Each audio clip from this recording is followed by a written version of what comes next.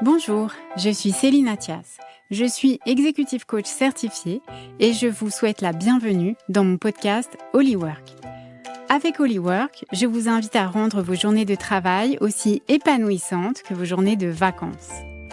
Dans cette deuxième saison, à travers les témoignages de mes invités et aussi les épisodes solo, nous allons explorer comment évolue le monde du travail et découvrir de nouvelles clés pour vous aider à progresser. Alors, si vous avez envie d'ajouter une dose de joie dans votre quotidien professionnel, vous êtes au bon endroit. C'est parti pour un nouvel épisode.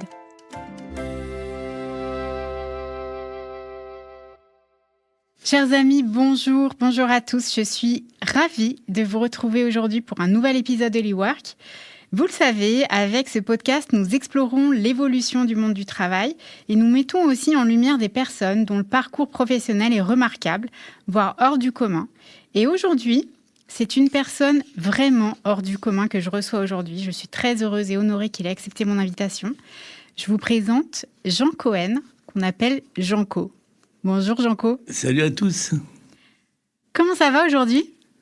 Bien, super, comme tous les matins d'ailleurs. T'es bien installé, ça va ? Ben ouais, le matin, comme j'habite près de la place des Vosges, ouais. Donc tous les matins c'est un kiff. D'abord, je cours un petit peu autour de la place des Vosges. Après, je vais chez Hugo prendre un petit déj. Ouais. Je lis mon journal et la journée elle commence. Tu veux. Ça et va, là, après, j'ai plein même. de trucs dans ma tête qui gambergent. Et c'est comme ça tous les jours. On va parler de ça, de tout ce qui gamberge, parce que toi, t'es vraiment très très fort pour trouver des idées. Alors, écoutez les amis, il faut que je vous raconte tout de suite, il faut que je vous le dise tout de suite, parce qu'on se tutoie avec Jean-Co, c'est normal.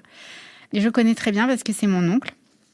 Et toi, Jean-Co, c'est vrai que tu es l'invité parfait pour ce podcast, parce que j'aime beaucoup inviter des gens qui ont eu des parcours de vie avec des rebondissements, des changements, et dans leur carrière. Et donc là, pour moi, tu es vraiment l'invité parfait.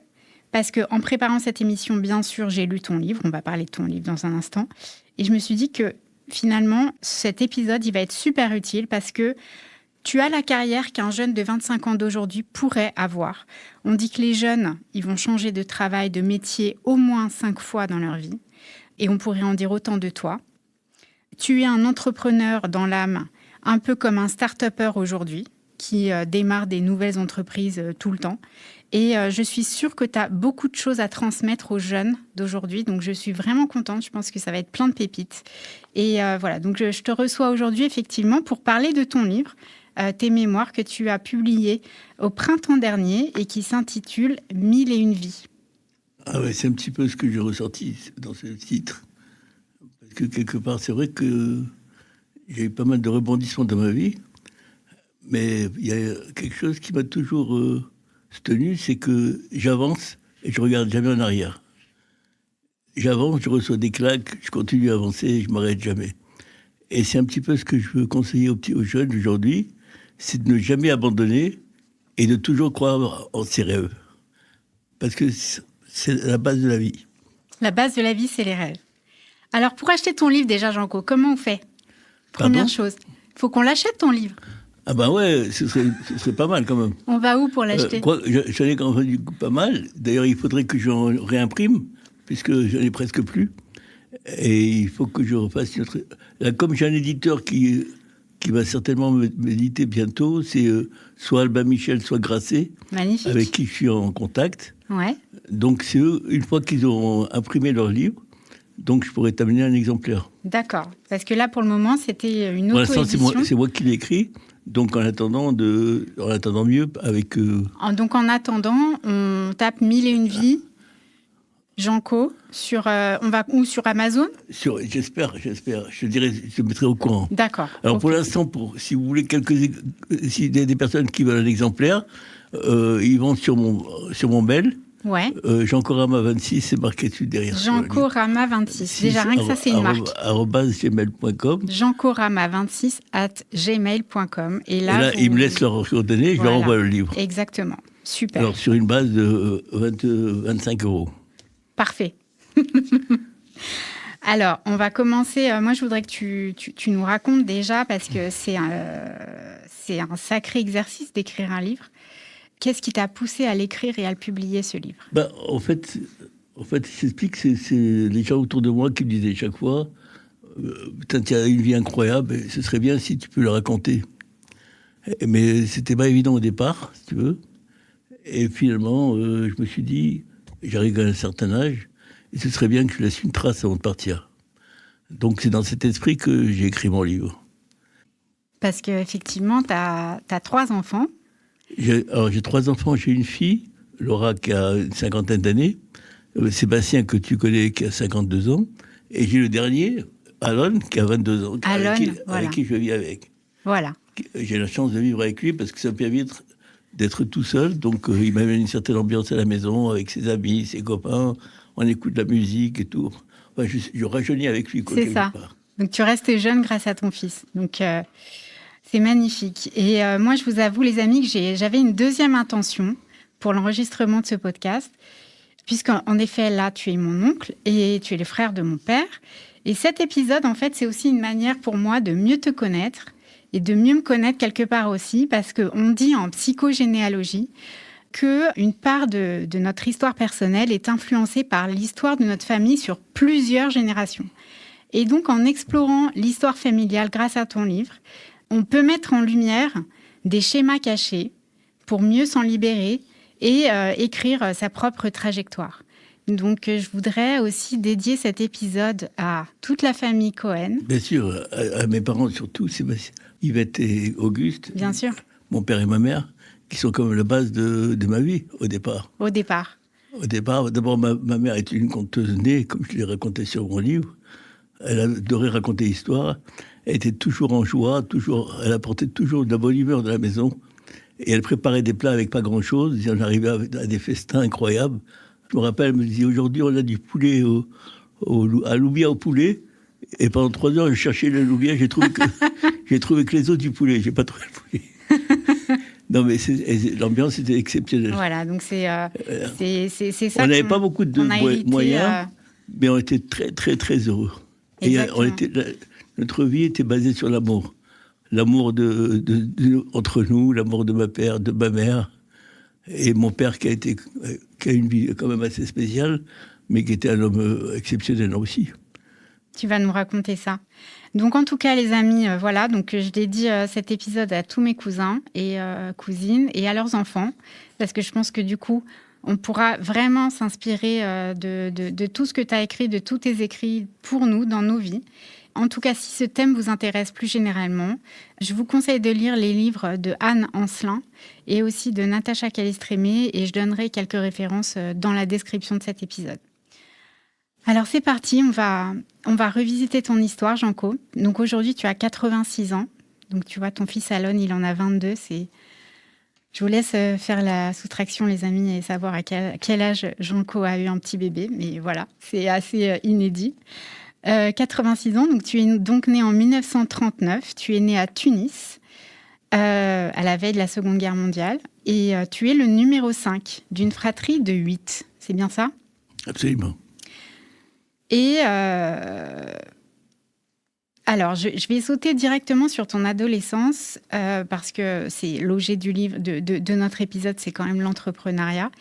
Et moi, je trouve que ce qui marque la première grande action décisive qu'on va voir qui va se reproduire à plein d'étapes différentes dans ta vie, c'est qu'à 17 ans, au lieu de rester à Tunis comme tout le monde, avec tout le monde, tu décides de partir à Paris. Et pour moi, ça a été l'élément déclencheur qui a fait qu'après, tu as été capable de tout le temps rebondir. Et ce qui m'intéresse, c'est de savoir, parce que ça, tu ne l'as pas raconté dans ton livre, qu'est-ce qui a fait que tu as eu envie de partir ? Ça, c'est une bonne question. Alors, je t'explique, c'était toute ma jeunesse. Je les ai passés dans une salle de cinéma parce que mon père nous donnait des billets d'entrée. Donc, je restais dans une salle. Tous les dimanches, hein, c'est ça, tous les dimanches, vous alliez au cinéma. Je regardais un film 2-3 fois dessus. Ah ouais, tu restais. J'étais absolument impressionné par le cinéma. Et puis, je vivais à l'époque de James Dean, à l'époque de Alain Delon et Brigitte Bardot. Donc, c'était pour moi des rêves dans ma tête sans arrêt. Et je me suis dit, j'aimerais bien être comme eux. Et c'est pas à Tunis que j'arriverai. Donc pour moi, Paris, c'était l'Eldorado, c'était le rêve, c'était quelque chose d'impossible de toucher. Et le jour où je voulais partir, bien sûr, tout le monde m'a traité de fou. M'a dit que ma mère, elle m'appelait ma boule. Et je disais, je ne peux pas rester tout le temps ici. Je vous promets que si je m'en vais, je vous amènerai avec moi. Et ma mère m'a dit, mais reste ici, ne t'en vas pas. Qu'est-ce que tu vas faire? Je me suis bagarré grave. Et finalement, elle a décidé de me laisser partir. J'ai promis que dès qu'il y avait quelque chose, je revenais. Et donc, aujourd'hui, avec le recul, je m'aperçois quand même que c'était une idée assez folle, parce que partir sans argent à Paris, dans une ville que je ne connaissais pas, et où il n'y avait aucun pied noir, parce que c'était même pas l'époque où il y avait des Algériens, il n'y avait personne. Il n'y avait personne. J'étais le seul Tunisien. 1900, combien on est là? Et donc, avec le recul, je me suis dit, 55, j'ai vraiment fait un truc de fou. Mais je ne regrette pas, et c'est à partir de là que je me suis dit, il faut toujours aller de l'avant, et ne regarder jamais en arrière, et avancer, avancer, avancer. Moi, je suis pour le système du verre à moitié plein. Donc, quoi qu'il arrive, je sais que Hacham est avec moi, quelque part. Il m'est arrivé plein de choses dans ma vie où j'aurais jamais dû être vivant aujourd'hui, et je suis toujours là. Et à 86 ans, je suis toujours en vie, et oui. Malgré tout ce qui m'est arrivé. Enfin, voilà. Et donc, dès que je voulais là-bas, je voulais devenir acteur. Ouais. Je voulais faire du cinéma à tout prix. Tiens. Et là, j'ai eu la chance de rencontrer des gens qui m'ont permis de graviter autour de cette milieu-là. On va parler après, parce qu'effectivement, bah ouais. Y a une personne qui a compté dans cette époque-là. Donc, c'était vraiment le rêve de réussir autrement, de réaliser tes rêves. Mon rêve, c'était de devenir acteur. Parce que quand je voyais James Dean, Alain Delon, tout ça et tout, je dis, putain, pourquoi pas moi? Il faut que je suis sûr que je pourrais y arriver. Et donc, c'est dans cet esprit que je suis parti à Paris. Bien sûr. Pas pour travailler de rien, mais pour devenir acteur. Alors, je pense qu'on a tous envie que tu racontes maintenant ce qui s'est passé. Eh ben, c'est-à-dire qu'une fois que j'étais à Paris, je les racontais sur mon livre. Bien sûr. Il faut que je le raconte aussi. Non, mais t'as fait une rencontre d'une personne qui s'appelle Elsa. Bien sûr. Non, bien sûr. Et c'est elle qui t'a emmené au cours de théâtre. Tous les week-ends, on allait au Golfe Trouveau. C'était une boîte à la mode à l'époque où il y avait d'ailleurs Johnny Hallyday qui a fait ses débuts. Ouais. Et là, j'ai rencontré Elsa, qui a changé ma vie. Ça a été vraiment mon premier amour. Quoique, avant, j'ai eu une très belle aventure à Cambous. Je l'ai raconté sur mon livre. Non, mais moi, ça m'a vraiment fait rire. Franchement, les amis, il faut que vous lisiez parce que, en fait, le rôle des femmes, on va en parler. Le rôle des femmes dans ta vie, c'est incroyable. Ah oui. Elsa, elle m'a ouvert les portes du cinéma. Et c'est là où j'ai connu Yves Brinville, un homme exceptionnel, et qui est tombé amoureux de moi pratiquement. Il m'a adoré, ce mec-là. Et il savait que j'avais pas les moyens. Il m'a dit, viens, je te fais pas payer. Viens au cours, ça fera plaisir. Il était prof de comédie, en fait. Je sens que tu as du talent, il faut que tu réussisses. Voilà. Et c'est là où il m'a dit, je vais te présenter à Robert Hossein. Voilà. Mais j'ai rencontré Robert Hossein. Il m'a proposé un film que je vais tourner. Ouais. Mais à ce moment-là, j'ai reçu un télégramme. Voilà. Mon papa qui était très malade. Et donc, j'étais obligé de retourner à Tunis. Et oui, voilà, exactement. Donc, tu as dû regarder en arrière. Voilà, j'étais obligé. Alors, donc, je n'avais pas les moyens. Je retournais voir le groupe Rothschild. J'ai supplié Rachel, la personne qui m'avait dépanné au départ. J'ai dit, je t'en supplie, je dois retourner à Tunis, voir mon père et tout, mais je n'ai pas d'argent pour prendre l'avion et tout. Elle m'a donné un ticket avec Air France et j'ai pu rentrer à Tunis. Voilà. Alors, les parents. Donc, tes parents, c'était des personnages vraiment hauts en couleur. Ah ouais. Ils ont une vie aussi très riche d'aventures. Autant ton père que ta mère, finalement. Ah ouais. Ça serait trop long de raconter maintenant, mais moi, je voudrais que tu nous dises qu'est-ce que tu portes, qu'est-ce que tu gardes de tes parents et qu'est-ce qui te porte encore aujourd'hui? C'est ce que je t'expliquais tout à l'heure. Qu'est-ce que tu gardes d'eux qui te donne la force d'avancer? L'amour qu'ils avaient pour leurs enfants. Parce qu'on vivait quand même dans une époque très difficile. On était dans un appartement qui était compliqué pendant les jours de pluie, parce qu'on était tout le temps avec 1 mètre 20 cm d'eau dans la maison. Enfin, c'était une vie infernale. Et ma mère gardait toujours sa bonne humeur, quoi qu'il arrive. Et là, je me rappelle, on était debout sur le lit. Ouais. Et je voyais mes parents en train de pousser l'eau dehors et tout. Ça m'a marqué toute ma vie, ça. Et j'ai dit, il faut que je les sorte de là. Évitez d'habiter un rez-de-chaussée, les amis. Comment ? J'habitais au rez-de-chaussée. Oui. Et je me suis promis de les sortir de là et de les faire venir en France.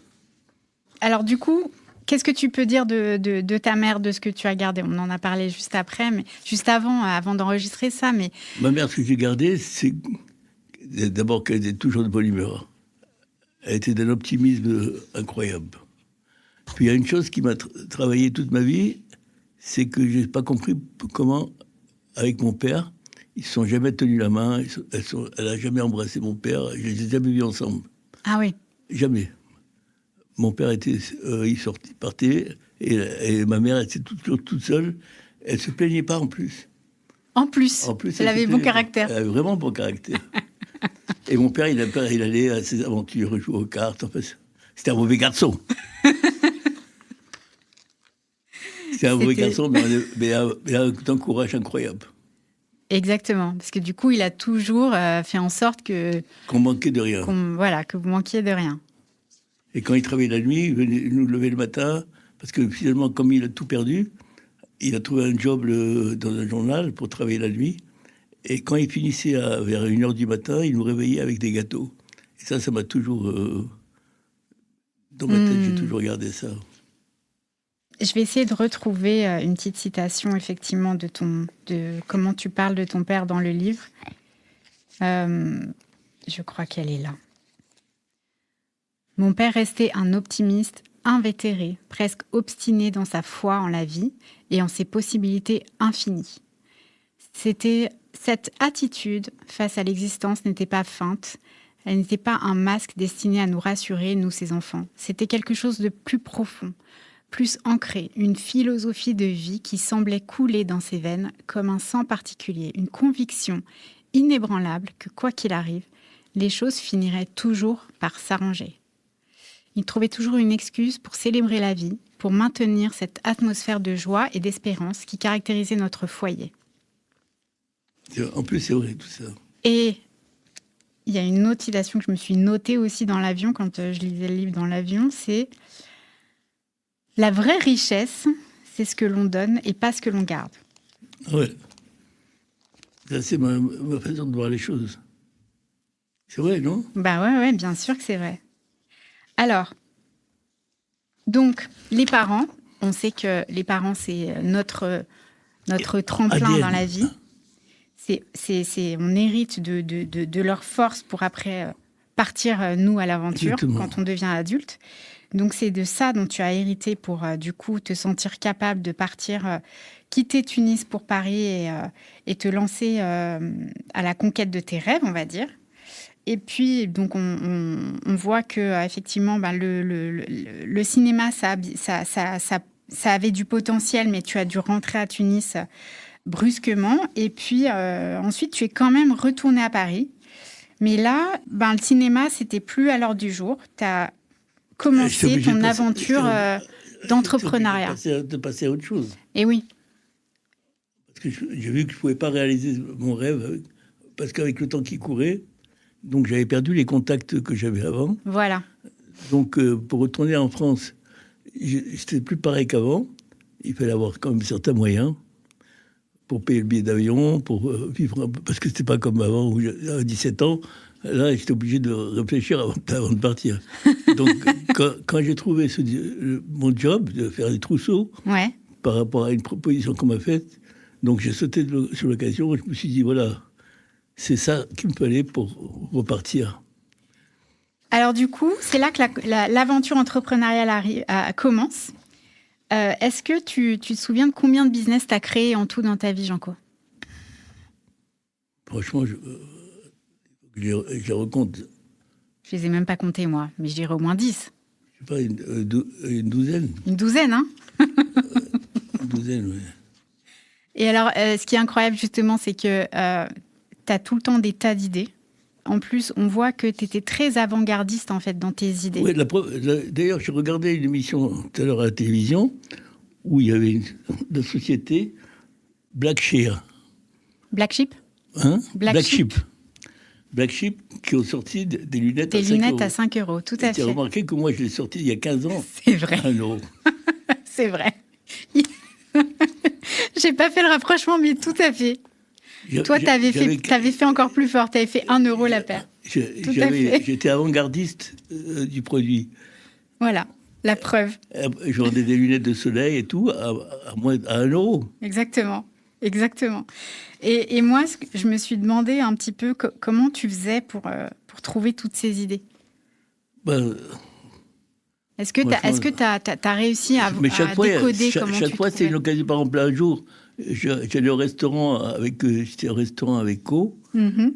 Et je me suis dit, ce serait bien si un des deux ne payait pas. Et c'est là-dessus que je suis parti sur un livre qui s'appelait 2 pour 1. 2 pour 1. Qui a été pris par Albin Michel, d'ailleurs. Ah oui? Ben oui, c'est marqué sur la page 293, je crois. Je la vois, cette page. Le voilà. 2 pour 1. Albin Michel. Albin Michel, exactement. Donc c'était un magazine, en fait, c'est ça? Je me suis adressé encore à eux. Eh bien oui, bien sûr. Ils étaient déjà éditeurs, donc... Magnifique. Donc, moi, j'ai aussi remarqué que c'est aussi des histoires de rencontres. Pardon? C'était aussi des histoires de rencontres. Ah oui, toute ma vie, c'était une rencontre. À chaque fois, c'est une rencontre qui a provoqué... Qui a provoqué l'événement. L'événement. Absolument. Qu'est-ce que tu as en toi, Jean-Paul, qui attire les gens, là? Je vais te raconter une histoire qui n'est pas dans mon livre. Ouais. Pour te montrer un petit peu l'histoire. Je n'ai pas voulu l'écrire parce que j'ai dit ça va faire tout much, ils vont plus y croire. Ils vont pas y croire. Mon frère, Roland, avait une imprimerie et il faisait les faire-part. Ok. Et moi, je me suis dit, ce qui serait bien, c'est que le timbre, des gens, on puisse mettre un couple ou un bar mitzvah à la place. Mm-hmm. Donc, j'ai dit, je vais lancer le timbre pour mon frère. Comme ça lui permet d'avoir un plus dans le business. Et à l'époque, je suis allé contacter une société allemande qui était introduite dans toutes les grandes surfaces en France, dans Talent Minute. Ouais. Et je leur ai parlé de mon concept, qui leur a plu. Donc, j'ai installé sur les 200 points de vente mon concept. Et pour faire les timbres, parce que c'est sur ordinateur, j'ai pris Nathalie, l'ex de Sébastien. D'accord. Qui a travaillé pour moi pour les timbres. Ok. Donc, on a mis tout ça en place. On a dépensé une fortune pour mettre le packaging en place sur 200 points de vente. Ok. Au bout de 2 mois, on n'a même pas vendu 10 timbres. Ça a été un fiasco total. Et j'avais ce local où je payais un loyer et que le propriétaire, il a dit, comme on était parti sur une longue...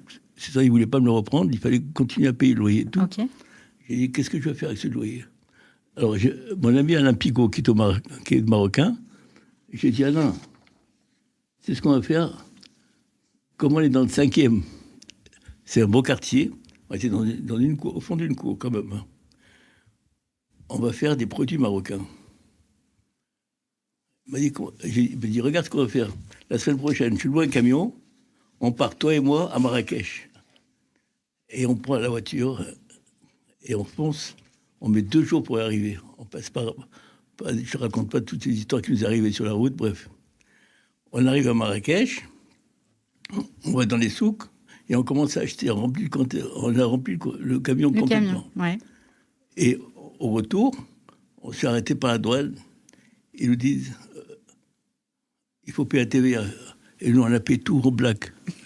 J'ai dit, mais quelle TVA? J'ai pas de TVA. J'ai acheté la marchandise, c'est pour... Me dit, on réquisitionne le camion et la marchandise. J'ai dit, vous n'allez pas me faire ça. Et je tombe sur un mec, un juif tunisien, qui était là-bas. J'ai dit, écoute, il s'appelait Victor, j'oublierai. J'ai dit, Victor, sur un Torah, j'arrive à Paris, je te paye. Fais-moi confiance, tu ne me laisses pas comme ça dans la merde et tout. Et finalement, il m'a laissé partir avec le camion. Et je suis arrivé, on a rempli le magasin, et dehors, on faisait les flowers pour que les gens y rentrent. On avait un succès de folie. Du coup, tous les habitants qui étaient à l'intérieur, ils ont porté plainte auprès de... Ils ont dit, tous les gens y viennent, c'est le bordel et tout. Du coup, ils m'ont arrêté. Le loyer, t'as dû partir. J'avais plus de loyer, mais j'avais plus... T'avais plus de magasin pour vendre ta marchandise. Ben ouais, tu vois, c'est une aventure qui m'est arrivée comme... Il y en a plein des comme ça. Il y a que ça d'ailleurs. Ça commence toujours très fort en fait. Ah bah ouais. Alors c'est quoi pour toi l'entreprise, l'entreprise qui t'a le plus marqué? C'est laquelle? Chanel 5. Chanel 5. Chanel 5, ça a été un truc de fou. Pourquoi? Parce que quelque part, c'était un retour aux sources. Alors Chanel 5, c'est pas le parfum, hein. C'est Chano. Chanel 5, c'est une chaîne de télévision 5. Parce qu'à l'époque, il n'y avait pas beaucoup de chaînes. Et donc, il n'y avait pas la 5e. Donc, oui, pour moi, c'était la 5e chaîne. On est dans les années 80. Et c'est un retour aux sources, parce que comme j'ai toujours voulu être dans le monde du cinéma, et la vidéo qui partait, je me suis lancé à fond là-dedans. Et c'est là où j'ai rencontré Robert, qui était mon fournisseur en cassette. Et là, on est parti sur une aventure de ouf. Il y a De Chavannes qui est venu me voir, il m'a dit, on va faire une émission tous les vendredis, sur la vidéo, et tu vas présenter le nouveau film qui sort chaque fois. Et je vais tous les vendredis, à la télévision sur la une, tous les vendredis, une émission sur Chanel 5. On recevait des sacs de courrier entiers. Et j'ai fait un magazine vidéo Chanel 5, que je mettais à disposition des points de vente. Et sur tous les points de vente, c'était des tabacs. Alors, comme ils n'avaient pas beaucoup de place, j'ai pensé à faire une armoire qui se rétrécit le soir pour avoir la place la journée. D'accord. Et donc, on a pu ouvrir tous les tabacs en France. J'avais 300 et quelques points de vente. Et il y avait un camion qui tournait, plusieurs camions d'ailleurs, qui tournaient pour changer de cassettes. Les cassettes. Voilà, donc c'était avant les vidéoclubs et tout ça. Ah ouais, j'étais le premier. C'est ça, exactement. On m'appelait Citizen. D'ailleurs, tu as vu quand ils m'ont mis en prison, il y a marqué Citizen Video. Tout à fait. Parce que c'est comme ça qu'on m'appelait. Citizen Video. J'étais Monsieur Vidéo. Exactement. Donc pour moi, ça a été en plus, là-dessus, je me suis lancé dans la production. Et jamais j'oublierai le jour où j'ai acheté Cotton Club avec Richard Gere. Il y avait tous les plus grands acteurs avec Ford Coppola. Et le producteur m'a invité pour monter les marches. Et là, je me suis trouvé avec eux, en train de signer des autographes de partout. Quelque part, j'avais réalisé directement mon rêve. C'est ça. Le projet dont tu es le plus fier? Je pense que c'était 2 pour 1. 2 pour 1. 2 pour 1, ça a été un produit incroyable. D'abord parce que à l'époque, je voulais des Coluche. J'avais expliqué ça, je crois, dans mon livre. Je voulais des Coluche. Et puis, c'est là que j'ai découvert le téléphone portable, que personne ne connaissait. Et Vodafone m'avait dit, si vous en occupez, il y a 2 possibilités. Soit vous prenez du cash, ou vous avez un pourcentage sur toutes les consommations. Et moi, comme un con, j'ai dit, non, je préfère du cash. Il me donnait 350 € chaque fois que j'ouvrais une ligne. Alors, ça m'a tiré quand même. Alors qu'aujourd'hui, j'aurais été multimilliardaire avec Tu te rends compte avec toutes les personnes qui téléphonaient aujourd'hui. Et à l'époque, il fallait forcer les gens à acheter un téléphone. Ils me disent, à quoi ça va me servir? À qui je téléphone? Mais quand le téléphone a démarré, personne n'y croyait. Tout à fait. Il faut quand même s'en rendre compte.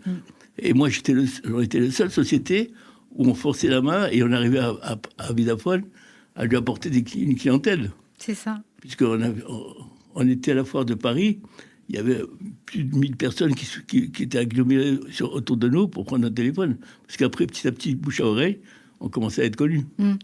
Donc on a été... pour moi, ça a été la plus grande belle chose de ma vie. Et c'est là où mon petit-neveu adoré, Benjamin, travaillait avec moi. C'est ça. Il était de folie.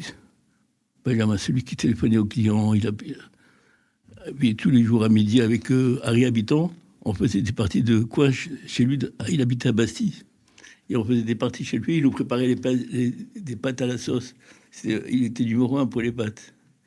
Enfin, lui, il me manque beaucoup avec mon frère. Ouais. Roland et Benjamin, ça a été deux pertes terribles. Ce jour, Céline, tu peux pas savoir. Quand j'y pense, des fois, je me mets à pleurer tout seul. On fait revivre leur mémoire aujourd'hui. C'était tellement énorme. Roland, c'est un type tellement énorme. Jamais j'ai vu un mec pareil. Roland, c'est un type incroyable. Roland et Benjamin. Non, mais Roland, ce qu'il a fait dans sa vie, parce que je ne sais pas si vous êtes au courant, mais il nous a aidés grave. Il a aidé ma mère, il nous a... Puis il avait un cœur incroyable. Et puis à Neuville, les soirées qu'on faisait chez lui, il invitait 40 personnes, 50 personnes. Et sa mère, sa femme, toujours souriante, elle nous recevait. Mais ça, on a vécu le Club Med toute l'année chez lui. C'est vrai. Alors ça a été terrible, parce qu'avant, je partais avec lui en voyage, avec Javanas, mon autre frère, et c'était la fête. À 8h du matin, il me levait, il me dit « Allez, on va se baigner ». On était à... Je dis « Laisse pas dormir ». Il m'a dit « Viens, on va se baigner ». Donc, avec toutes ces aventures-là, donc il y a eu effectivement des entreprises qui démarraient très, très fort, et puis tu as eu aussi des périodes difficiles. Ben, c'est-à-dire, je t'explique. Comment t'expliquer? Je sais pas. À mon avis, j'ai une case qui doit pas être bonne. Il y a une case qui va pas. Alors pourquoi? Parce que quand je tombe, j'ai l'impression que j'avance. Tu vois ce que je veux dire? Je me dis pas, je suis tombé, attention la prochaine fois et tout. Rien à foutre. Je tombe, je me relève et je continue à marcher. J'avance. Je veux tout le temps avancer et jamais regarder en arrière. Alors, quelque part, des fois, ça a été catastrophique pour plein de choses. Mais des fois, ça a été pas mal. Alors, l'un dans l'autre, je ne sais pas si c'est positif ou négatif, mais ça a existé, tout ça. Exactement. Et effectivement, à chaque fois, tu as réussi à te relever de toutes les épreuves. Tout le temps. Et c'est grâce à ce mental-là de se dire on avance. Je sais pas. Et puis, j'ai beaucoup de chance. Franchement, j'ai beaucoup de chance. Beaucoup de chance, beaucoup d'opportunités. Beaucoup de chance. Et des belles rencontres. J'ai eu beaucoup d'amour dans ma vie, beaucoup de chance. Puis le système D, j'ai toujours vécu en système D. Pour aller au cinéma, quand j'étais petit, il fallait resquier. Pour aller au stade, il faut resquier. On n'a jamais d'argent, donc chaque fois, il faut se démerder. Donc ça m'a servi. Il y a aussi l'histoire du beignet. Quand tu grandis, tu penses à tout ça et tout, ça devient plus facile. Exactement. Donc voilà, toute ma vie, c'était... Et puis il y a un truc qui m'a toujours fait mal, c'est d'avoir faim. Depuis que je suis petit. À la récréation, j'avais pas de goûter. Quand je faisais du cinéma, je travaillais pas, je crevais de la dalle. La dalle, j'avais pas de trop manger. Mais chaque fois, c'est la faim. J'avais mon estomac, j'ai envie de manger quelque chose, j'arrivais pas à manger. Et j'avais pas de quoi manger. Et ça m'a toujours... Et puis j'ai rencontré la fille, j'ai raconté Mireille d'Arc, Mireille qui était comme moi. Alors il faut que tu nous racontes cette histoire. Bah ouais, parce qu'elle est très très forte. Donc là on retourne à l'époque du cinéma, des cours de théâtre. Elle était avec moi, avec Yves Brinville, c'est ça. Pour les cours. Donc je lui ai expliqué, j'ai dit quand tu es dans la mer, elle m'a dit, tellement parle pas, moi je suis pire que toi. Et un jour elle vient me voir, elle m'a dit j'ai un truc de folie. Elle m'a parlé des sauvenettes pour aveugles. Elle m'a dit, prends une lettre de lunettes, tu iras, on va faire un carton. Et on est parti, elle m'a attrapé par la main, j'avais une lettre avec le bâton, je faisais comme ça, et on frappait aux portes. Et les gens étaient tous nous donnaient du pognon. On a pris... on a fait une affaire incroyable. Et après, j'ai perdu de vue, puis un jour, je regarde Mireille d'Arc. Elle était devenue Mireille d'Arc. Incroyable. C'est incroyable. Et un jour, j'étais à un match de boxe, 10 ans après. Elle était assise avec Alain Delon. Je la regarde, je dis, Mireille, tu te rappelles pas de moi? Elle m'a regardé comme ça, elle a souri. Tu te rappelles de moi ou pas? Elle n'a pas voulu me répondre. Parce que je ne voulais pas dire qu'elle faisait la manche. Alors que j'étais avec Alain Delon. Tu vois ce que je veux dire? Donc voilà, j'ai plein d'histoires comme ça dans ma vie. C'est comme à l'époque, quand j'étais à l'lycée de Carthage, j'ai connu que des bombes. J'avais Claudia Cardinal, on ne peut pas faire mieux. Claudia Cardinal, c'est ma copine. Camarade de classe, Claudia Cardinal, qui était super forte en maths. Elle me donnait des cours de maths, parce que j'étais nul en maths. Elle était avec moi à la récréation, on kiffait ensemble et tout. Et après, je m'aperçois que c'est Claudia Cardinal. Tu vois ce que je veux dire? J'ai rencontré plein de choses comme ça dans ma vie, des gens énormes, par accident. C'est incroyable. Alors du coup, effectivement, je voudrais qu'on parle des rencontres, parce qu'il y a beaucoup de personnes qui ont été influentes, qui ont compté. Il y a d'abord les femmes. Donc tu nous as parlé, Claudia Cardinal, etc. Moi, je retiens déjà ta mère. Ma mère, bien sûr. Yvette. Yvette qui t'a donné ce mental de combattant. De combattant. Elle me traitait de fou depuis l'âge de 4 ans. Elle m'appelait le Maboule. Ensuite, il y a eu Elsa qui t'a ouvert les portes du monde du théâtre, de la comédie. Elsa, ça a été un grand amour pour moi. Ça a été une perte énorme. Ça m'a fait très très mal quand je suis parti, quand je l'ai plus revu. Parce que vraiment, on s'aimait comme tu ne peux pas savoir. C'est le grand amour, tu sais, que tu t'attrapes comme ça, tu ne peux plus le lâcher. Comme dans les films, quoi. Comme dans les films. Et j'ai pas retrouvé ça, tu vois. Alors après, il y a eu qui? Qui est-ce qui a compté aussi? Co, c'est quelque chose aussi. Co, c'est une belle aventure. On avait pensé à un truc qu'on met à l'oreille pour écouter la musique, pour qu'on écoutait la même musique tous les deux. Et on marchait comme ça, sur la plage, pieds nus, comme ça. Ouais, il y avait une vraie connexion. Une vraie connexion. Après, on a loué un bateau, on est partis tous les deux au fond de la mer, on a coupé le moteur, on est resté comme ça, écouter la musique, boire du vin. Non, j'ai kiffé avec elle de folie. Puis elle a vécu avec moi longtemps. J'ai vécu 10 ans avec elle. 10 ans. Et après, il y a eu Jannick, la mère de tes enfants. Et après, il y a eu Betty. Ça a été très dur avec Betty. Ah ben, Betty, c'était une femme. C'est exceptionnel. La maman d'Alon. Ah ouais, franchement, elle, je m'en veux parce que je n'ai pas assez donné. Je n'ai pas assez donné d'amour. Parce qu'elle méritait. Franchement, c'est une fille incroyable, Betty. Donc ça, c'était côté cœur. Ça fait partie des regrets de la vie. Côté cœur, il y en a eu plein. Il y a eu plein de... oui, le grand charmeur, Janco, le grand charmeur. Et après, côté business, j'ai noté 3 personnes qui ont vraiment compté. Et je voudrais que tu nous en parles un petit peu. Il y a eu effectivement Roland, il y a eu Benjamin, il y a eu Robert. Robert, ça a été une grande aventure jusqu'à aujourd'hui. Commence par Roland, c'est le début chronologiquement, Roland. C'était ton Roland, partenaire de... Bien sûr, Roland, c'est la base. Ton frère. Roland, mon frère, ça a été la base. La base de tout. Franchement, Roland, c'est la base de la famille. Roland, il a tout fait, il a tout cerné autour de lui. Tout tourne autour de Roland.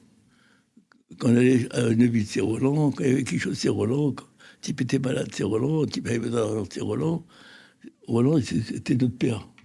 Tu vois ce que je veux dire? Puis il avait un cœur, il était généreux. Donc avec lui, tu as monté quoi comme j'ai pas monté de business. T'as pas monté de business avec Roland? Non, j'ai monté que des repartir en vacances, que des kiffs. J'ai vécu avec lui que des kiffs. Il n'y a pas eu un truc à Paris avec lui? Ou t'es monté à Paris avec Co parce qu'il y avait un truc avec lui? C'est vrai. Non, à un moment donné, il est venu me voir parce qu'il était un peu dans la merde. Il m'a demandé de donner un coup de main. Et c'est comme ça que je suis monté à Paris, d'ailleurs. Et il fallait que j'aille voir des sociétés en France pour lui donner du boulot en imprimerie. Et c'est là où j'ai contacté Robert, qui est venu avec moi. Et à un moment donné, c'est là-dessus que j'ai fait 2 pour 1, etc. Voilà. C'est parti ailleurs. Mais c'est vrai que j'ai travaillé avec lui pendant 5-6 mois. Après, Benjamin, son fils. Donc lui, c'est les téléphones. Benjamin, il a compté beaucoup pour moi aussi. Il travaille avec moi, Benjamin. Et puis Robert. Robert, jusqu'à ce jour, pendant que je te parle, c'est mon ami.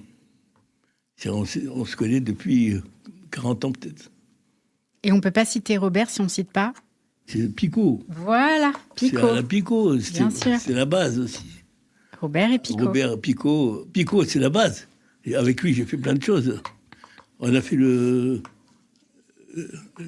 te rappelles pas, je suis venu le voir d'ailleurs pour ça. Site, bien sûr, le site, bien sûr. Ah, Picot, oui, bien sûr, Picot. Tu rigoles quoi? Picot, c'était une catastrophe le jour où il est mort.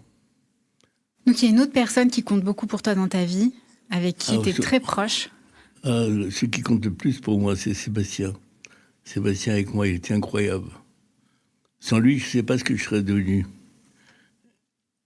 Et c'est pour ça que je réfléchis avant de faire Mandalia, parce que quelque part, je vais laisser en France mes deux êtres que j'aime beaucoup, c'est-à-dire Sébastien et Alon. Et il y a un choix qu'il faut que je fasse. C'est pas évident pour moi. Bien que Sébastien me dise d'y aller quand même, mais je me pose la question. Et comme j'ai toujours marché sans regarder en arrière, je crois que je vais continuer à marcher et faire Mandalia. Alors, pour te dire que à l'âge de 80 ans, j'avais arrêté de marcher, puisque j'ai vendu ma dernière affaire. Et à 86 ans, aujourd'hui, je vais recommencer à marcher. Parce que je veux faire une nouvelle ligne de vêtements. D'accord. Et qui va me servir pour m'aider pour Mandalia. Et Sébastien va me donner un grand coup de main pour mettre en place, comme il est photographe de mode, il va mettre des mannequins en place, etc., pour faire la vente sur Internet. D'accord, très intéressant. Alors, je sais que ma collection a beaucoup plu à la société qui va le développer, mais je voulais que ce soit Sébastien qui le fasse. Et puis, Alon, avec qui je vis avec lui, sans lui, je serais dans la merde parce que je ne peux pas vivre seul. Et là, il m'apporte une certaine ambiance, malgré qu'il a un mauvais caractère, mais enfin, je l'aime quand même. Voilà, c'est des choses que je tenais à dire parce que c'est ce que je ressens le plus. Tes deux fils. Voilà, mes deux enfants. Malheureusement, avec ma fille, tu connais le problème. Tu as perdu, tu as perdu le contact avec Laura. J'ai perdu mon contact avec mes petits-enfants, parce que j'en ai 4 quand même, que j'adore. Et ma fille, elle a pris un chemin qui est difficile pour moi. Et quelque part, la seule chose qui me rassure un petit peu, c'est qu'elle est très heureuse. Mais c'est ça qui compte. Dans son choix, je peux te dire qu'elle est très heureuse. Bon, c'était super d'enregistrer ça avec toi. Voilà, ça me fait plaisir de terminer par ça, parce qu'il fallait quand même que j'en parle. Et puis c'est surtout pour mes enfants que je voulais en parler. Avec toutes ces aventures-là que tu as vécues, si tu avais 3 conseils inspirés de ton expérience à donner à un jeune qui démarre sa vie professionnelle, tu lui dirais quoi? Moi, j'en donnerais pas 3, j'en donnerais qu'un. Ouais. Il faut toujours avancer. Ne jamais voir en arrière. Et croire en tes rêves sans jamais abandonner. Il faut jamais abandonner. Continue à avancer. Et aller jusqu'au bout de tes rêves. Au moins, tu le regretteras pas. Tu vois ce que je veux dire? Au moins, tu le regretteras pas. Voilà, c'est la seule chose que je peux indiquer parce que moi, j'ai pas d'aventure, j'ai pas de recette à ce que je fais. Parce que je fais tout par... tu vois ce que je veux dire? Je le fais pas par méthodologie ou quoi que ce soit. Je le fais instinctivement. Je suis un mec d'instinct, en fait. Que ce soit en amour, que ce soit dans le boulot ou n'importe quoi, dans l'amitié, je suis un mec instinctif. Je ressens les choses et j'y vais. Si je ne reçois pas, j'y vais pas. D'accord. Donc, tu es vraiment connecté Si une personne que j'aime pas, je fais pas de cinéma, je dis que je l'aime pas. Je cherche pas à trouver. Ah, ouais, d'accord. Mais quand j'aime quelqu'un, je lui dis que j'aime. Moi, je t'aime. Merci, Jean-Co, moi aussi. Céline, c'est d'une beauté incroyable. Attends, on n'a pas fini. On n'a pas fini l'interview. Je suis en train de te draguer, là. C'est pourquoi? Parce que ton mari n'est pas là. Si tu devais parler au jeune Jean-Co, bah ouais, qui avait 15 ans, tu lui dirais ça aussi ou tu lui dirais autre chose? Qu'est-ce que tu veux que je leur dise? Tu lui dis quoi? Tu vas vivre des aventures incroyables? Non, c'est pas ça, c'est qu'il faut que chaque jeune qui m'explique un petit peu... Non, mais toi, si tu devais te parler à toi, le petit toi. Moi, je parle au petit? Au petit Jean-Co, à l'enfant que tu étais. Ah, l'enfant que j'étais. Tu lui dirais quoi? J'étais un mauvais gardement. Non, c'est vrai. Tu lui dirais quoi? J'étais insaisissable. On ne pouvait pas m'attraper. Tu vois, que j'avais quelque chose dans la tête, j'avais la tête dure, grave. Chaque fois, elle me dit, comment dire, Rasikasa. Ma mère, elle me dit, Rasikasa. Choule ma boule, Rasikasa, comme ça elle m'appelle. La tête dure de la famille, c'est moi. D'accord.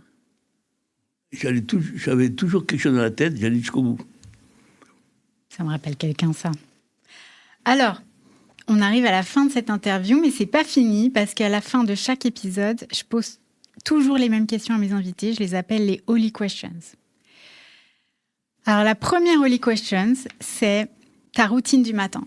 Tu m'en as parlé tout à l'heure. Tu vas toujours prendre un café Place des Vosges avec ton journal. Avec mon journal chez Hugo, Place des Vosges. Chez Hugo, Place des Vosges. Donc, si jamais vous voulez rencontrer Janco, vous savez qu'il est là-bas. Ah, si un jour vous n'avez rien à faire, vous allez me dire bonjour. Je vous paierai le café. Alors, donne-moi le nom d'une personne ou d'un mentor qui t'a inspiré dans ta carrière, dans ta vie professionnelle. Bob Bismuth. Bob Bismuth.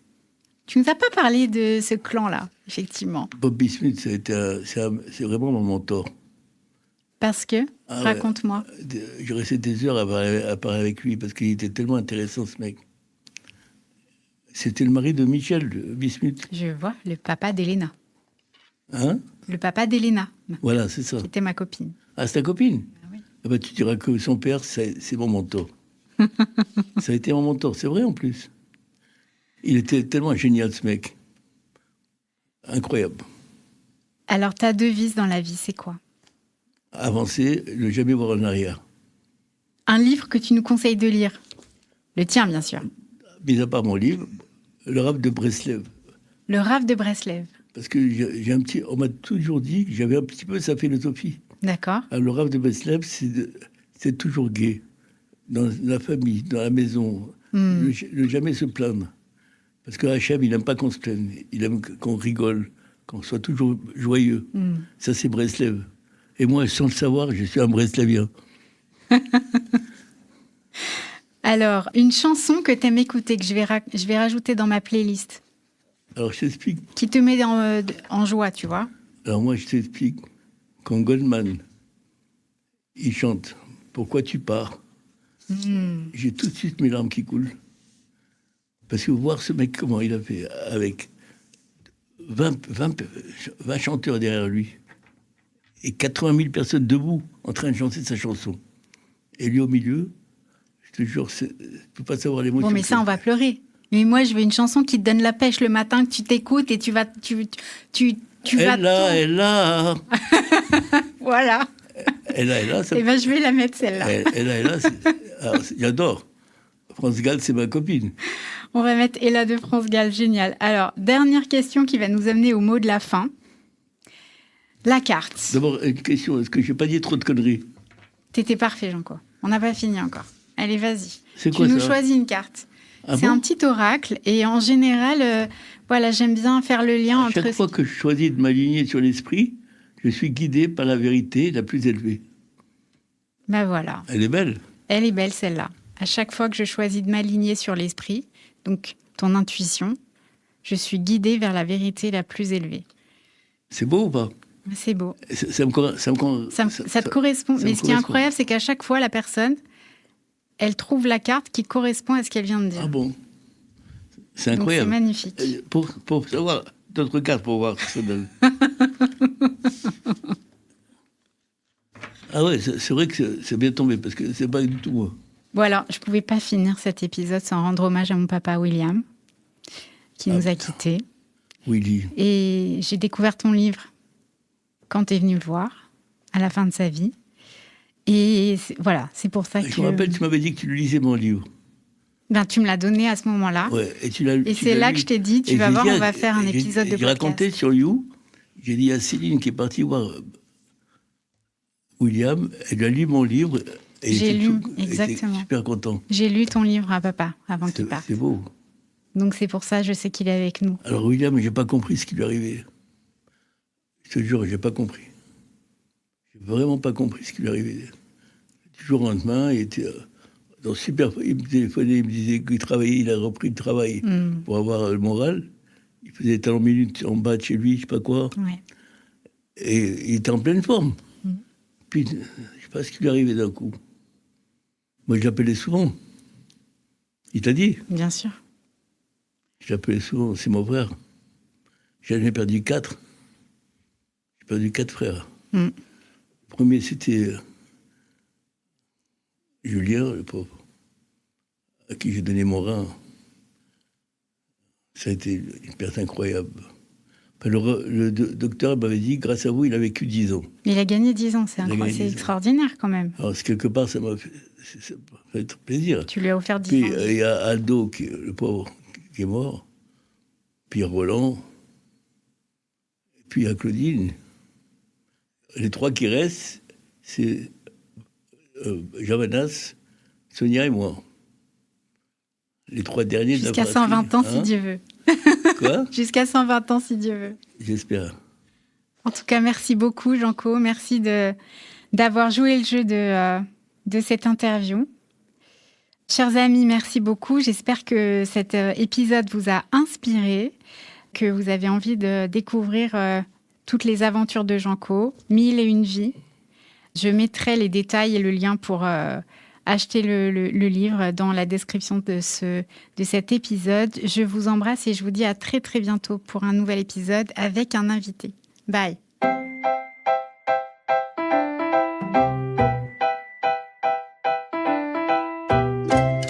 Merci d'avoir écouté cet épisode. J'espère qu'il vous a plu. Holywork, c'est aussi un cabinet de coaching pour les entreprises et les particuliers qui propose des programmes de coaching, des formations en management et aussi des bilans de compétences. Je vous donne rendez-vous sur le site holywork.fr pour découvrir nos accompagnements en détail. Et ne manquez aucune info Holywork en vous inscrivant à la newsletter et en ajoutant ce podcast à vos favoris. Et n'oubliez pas, make each workday a holiday. À très bientôt!